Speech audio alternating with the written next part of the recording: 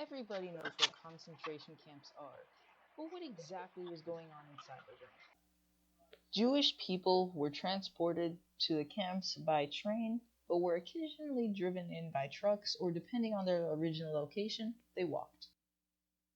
Upon arrival at the camps, the Jews were forced into a line where they would receive numbers. These numbers were tattooed onto the arm or were sewn onto their clothing, depending on where they were imprisoned. After this point, they would be separated into two groups: men or women and children. The prisoners were forced to strip down and take showers in front of hundreds of other people. They had their heads shaved, and any and all possessions were taken. They were forced to wear a striped uniform. This was done to remove any remnants of human dignity or personal identity. The routine of the prisoners was very straightforward and repetitive. Wake up at 4:30 a.m., clean the barracks, make their beds, eat breakfast, use the facilities, be outside for roll call in 45 minutes. Morning roll call would include a registration of all prisoners in the camp at the time. This included those who had died in the night or the day before.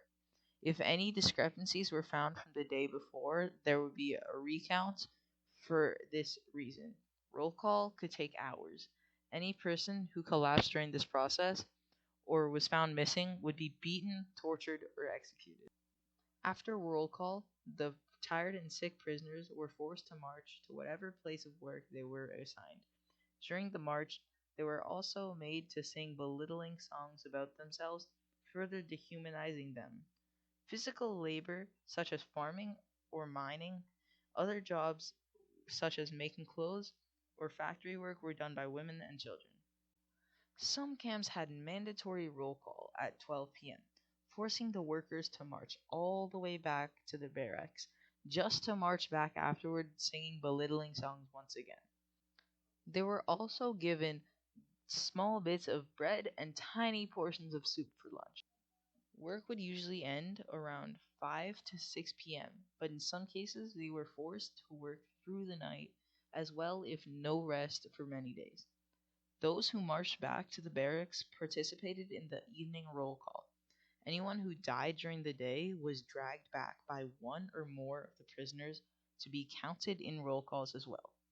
If anyone was left dead or alive, the whole group would wait, standing outside until they showed up. For this reason, the evening roll call was often a lot longer than the other two. Dinner was served at around 7 and consisted of, once again, bits of bread and tiny portions of soup. The daily intake of the average Jew in a concentration camp was about 1,300 calories a day.